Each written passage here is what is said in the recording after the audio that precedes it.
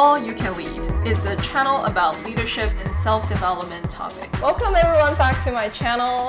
We have a special guest, Suzanne Taylor, with us today. Suzanne is a leadership coach, teacher at the Stanford Continuing Study of a topic that we're going to cover today, which is Enneagram. She wrote this book called Leadership Journey Workbook, and I've read it. It's awesome. Welcome, Suzanne. Thank you.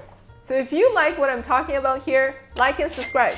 Suzanne, what is Enneagram? It's an ancient personality type system, and so it's been around for 2,000 to 3,000 years. Wow. But it's still being developed today by people. So it's an evolving system, and what it does is it gives 9 basic personality types, and it gives people a way to understand and learn about themselves, and it offers a map for growth. So it's more than a typology, it's actually a map for growth. Part of the theory is that we have a lot of unconscious habits and patterns that we were born with, or depending on how we were raised, and we might not be too aware of how we filter our experiences. We tend to see things through a certain filter and react and feel and behave in a certain habitual way without really being conscious of what's going on underneath there, like what's really motivating me. And so this is a way for people to learn more about themselves, to get some more reflection and self-awareness, and to increase and improve relationships with other people. So what is your type? I am a type 9. What's your type? I'm type 3. So what is type 9? Type 9 is called the peacemaker. It is a type that avoids conflict because 9s want harmony and we want comfort. And so we try not to rock the boat too much. You have a special guest that represents your type today. This is slothy.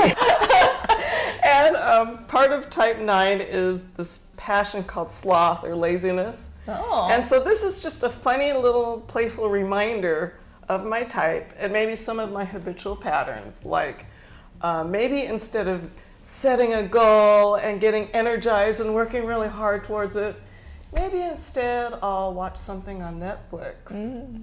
So that's kind of the passion of the sloth. Okay, I can talk about my type. I'm type 3.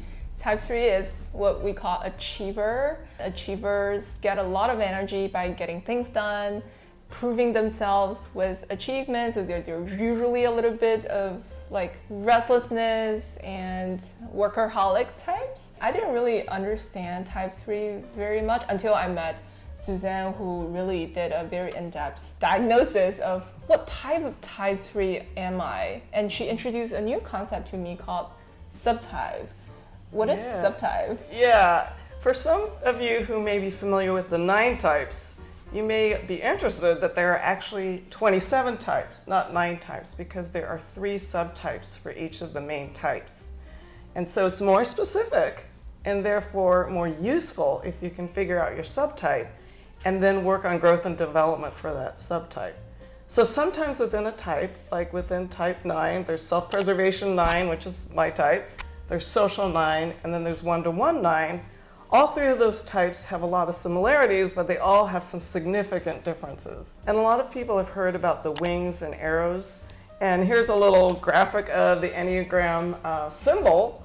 And the wings are the numbers on either side of your type. So for me, as a 9, I can either have a 1 wing or an 8 wing that I lean towards. Both wings can be areas for growth for any of the types. But we also have these arrows. And so you can see you and I are on this inner triangle of the 9, 3, and 6. What does that mean? Each type, each number has an arrow that's pointing towards it and an arrow pointing against it. Right. So these are also 2 important points for growth.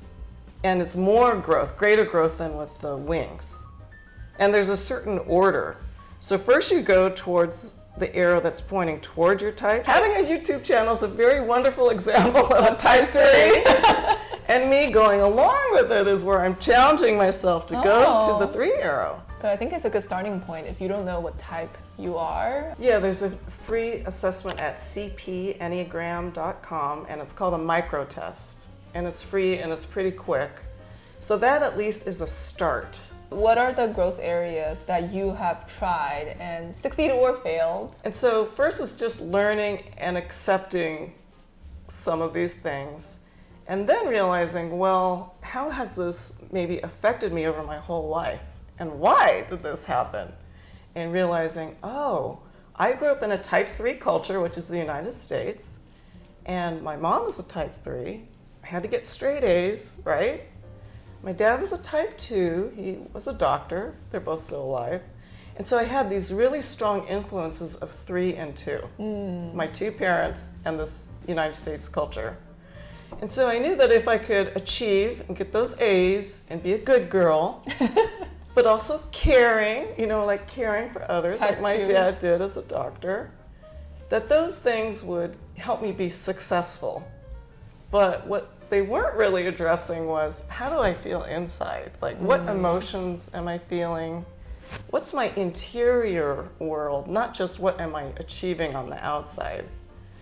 And so, it was interesting, to look back and see that intense emotions were really not okay in my family.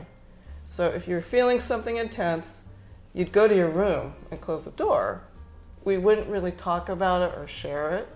And one of the emotional patterns of type 9 is not wanting to feel intense emotions, especially negative emotions. I can also share how I grew with Enneagram's results of a type 3. Initially, I thought that, oh, that sounds like a great type. That at one point, I feel that's the best type among all the types. But in reality, there's no right or wrong or better or worse in these types. It's really for understanding your own behaviors, decisions, and reactions. So I realized that I always wanted to get a lot done, right? I'm not very patient when I'm working with people who are type 9. I'm like, why not hurry up? It might be more in favor, I guess, in the workplace, but sometimes you will have challenges with working with different colleagues who are of different types because you might judge them. You focus less on the relationship but more on the task itself, right? Our motivation is very simple. We prove that we're worthy by achievements. After we achieve certain things, we need to aim for the next achievement so that we can keep proving, because otherwise we have a hole inside and that makes it feel we're not worthy. If I haven't done much for 2 days, I feel terrible.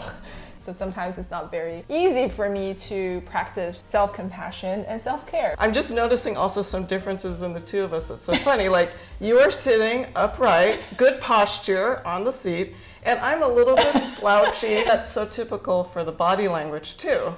Between a 9 is just into comfort, and 3s are very present, and tend to look in the mirror more. When I would go to the bathroom lots of times, I wouldn't even look at my face in the mirror. Oh.